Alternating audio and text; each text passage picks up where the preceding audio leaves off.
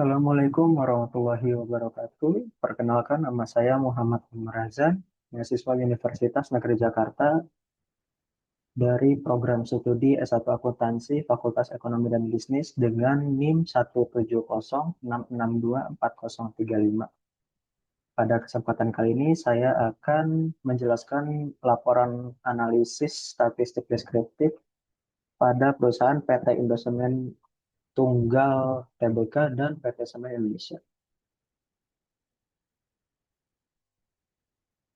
Oke, di sini udah saya kumpulkan ya data-data yang diperlukan. Yang pertama itu dari perusahaan Indosemen Tunggal Prakarsa dulu.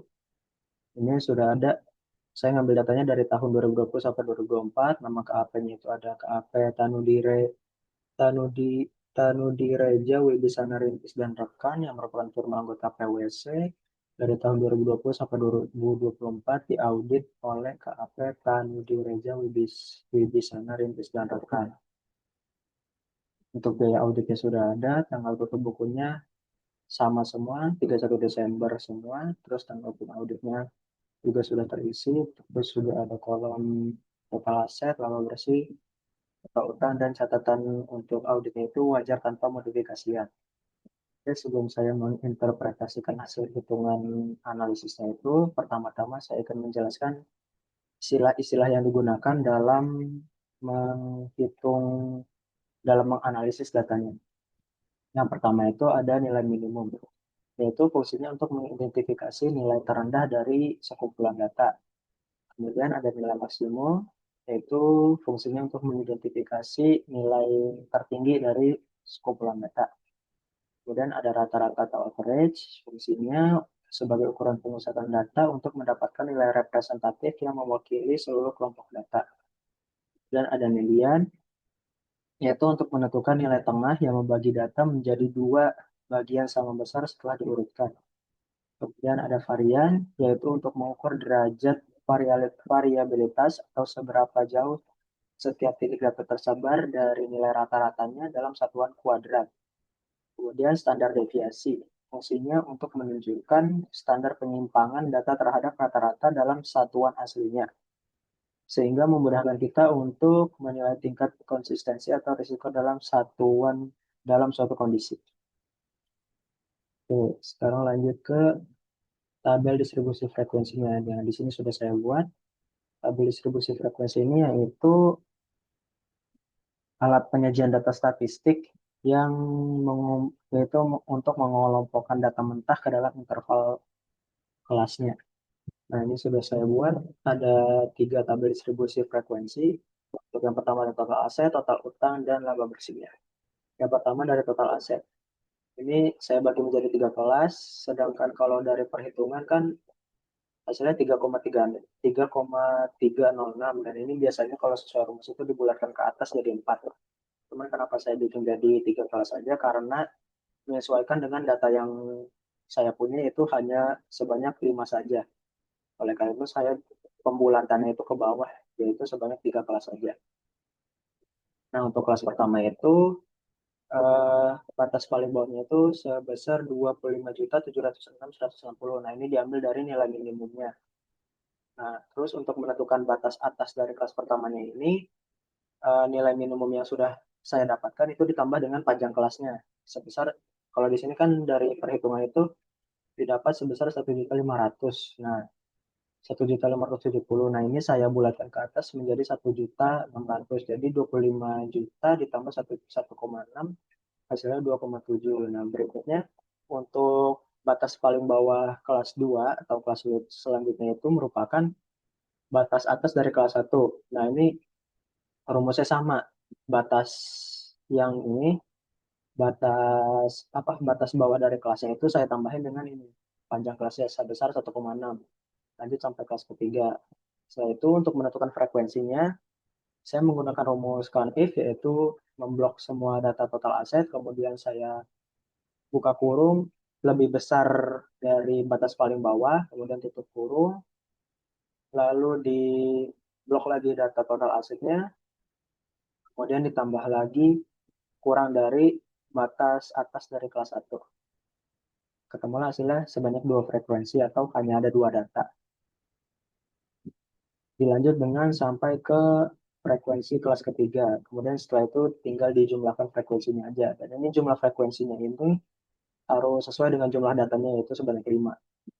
Nah, kalau untuk lebih gampangnya bisa juga menggunakan rumus frekuensi. Nah, kalau rumus frekuensi itu tinggal pencet sama dengan terus tulis frekuensi dan tinggal ngeblok datanya aja habis itu udah selesai.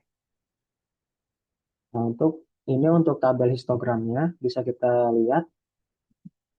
Untuk kelas pertama itu benar ya, frekuensinya ada dua. Kelas pertama, terus kemudian ada kelas ketiga, frekuensinya ada dua, dan terakhir ada kelas kedua, frekuensinya ada satu. Kemudian untuk distribusi frekuensi utang ini sama, caranya sama ya, ngambil dari apa namanya batas minimum. Batas minimum ini saya bulatkan, kemudian tambahkan dengan panjang kelasnya. Nah, untuk kelas pertama itu frekuensinya ada tiga, kelas kedua frekuensinya itu tidak ada sama sekali, kemudian kelas ketiga frekuensinya ada dua. Lanjut ke laba bersih, interval kelasnya sama, perhitungannya nilai minimum, ditambahkan dengan panjang kelasnya untuk menentukan batas atas dari kelasnya. Terus untuk frekuensinya dari kelas pertama itu ada tiga, frekuensi kelas keduanya itu nol, dan frekuensi kelas ketiganya itu sebanyak dua. Nah, ini tabel histogramnya bisa bisa kita lihat juga. Terus ini ada tabel poligon frekuensi. Ini untuk kelas pertama itu benar ada dua frekuensi, kemudian kelas satu, kelas 2 itu ada satu frekuensinya, kemudian kelas 3 ada dua frekuensinya. Nah, secara keseluruhan perusahaan satu ini menunjukkan struktur keuangan yang cukup terukur, namun dengan penyebaran data yang agak timpang pada pos laba dan utang. Nah, bisa kita lihat nih di tabel distribusi frekuensi laba bersihnya, mayoritas datanya itu ada di kelas pertama ya atau kelas yang paling rendah, kelompok paling rendah. Nah, hal ini menunjukkan probabilitas perusahaan cenderung berkumpul, profitabilitas perusahaan cenderung berkumpul di angka bawah pada periode tersebut. Kemudian untuk total utangnya, pola utangnya mirip dengan laba, di mana sebagian besar datanya ini berada di kelas pertama atau kelas paling rendah, kelompok paling rendah. Nah, ini mengindikasikan bahwa perusahaan cenderung menjaga beban utang di level minimumnya. Nah, untuk total aset, persebaran asetnya ini lebih merata dibandingkan laba dan utang,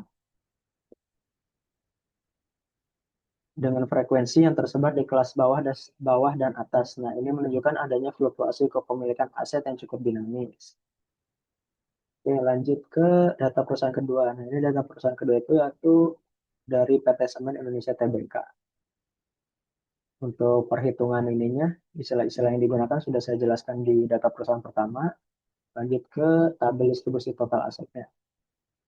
Nah, ini frekuensinya untuk total aset itu di kelas pertama sebanyak 3, kelas 2 sebanyak 0 atau tidak ada sama sekali, kemudian untuk kelas ketiga sebanyak 2, kemudian tabel distribusi frekuensi total utangnya di kelas pertama sebanyak 1, kelas kedua sebanyak 3, kelas 3 sebanyak 1. Kemudian untuk laba bersihnya di kelas pertama sebanyak 1, kelas kedua tidak ada sama sekali atau 0, kemudian untuk kelas ketiga sebanyak 4 data. Nah, perusahaan dua ini memiliki karakteristik yang berbeda, di mana terdapat dominasi yang sangat kuat pada nilai-nilai tinggi di hampir seluruh kategori. Untuk laba bersihnya, bisa kita lihat ini sangat positif ya, karena mayoritas datanya itu mengisi kelompok kelompok atau kelas ketiga yang merupakan kelas tertinggi, yaitu sebanyak 3. Nah, perusahaan ini memiliki laba yang jauh lebih stabil atas, di angka atas atau apa namanya, ke kelompok data yang atas dibandingkan dengan perusahaan satu tadi. Untuk total utangnya, sebagian besar utangnya itu menumpuk di kelas 2 atau kelas menengah. Nah, ini tuh ada indikasi penarikan utang yang cukup signifikan secara konsisten pada rentang nilai tersebut. Kemudian untuk total aset, eh, kalau total asetnya ini lebih dominan di kelas pertama atau kelas paling atas. Hal ini menunjukkan perusahaan kedua ini memiliki skala operasional atau kekayaan yang jauh lebih besar dan terkonsentrasi pada nilai maksimalnya. Nah, kalau dibandingkan perusahaan satu dan 2, Perusahaan dua ini menunjukkan performa yang lebih agresif dengan konsentrasi laba dan aset di angka maksimalnya. Sementara perusahaan pertama terlihat lebih konservatif dengan angka-angka yang lebih banyak berkumpul di batas bawah atau nilai minimum. Perusahaan dua terlihat memiliki skala bisnis yang lebih besar, namun juga memikul nominal utang yang lebih besar pula. Oke, cukup sekian laporan hasil interpretasi analisis statistik saya. Wassalamualaikum warahmatullahi wabarakatuh.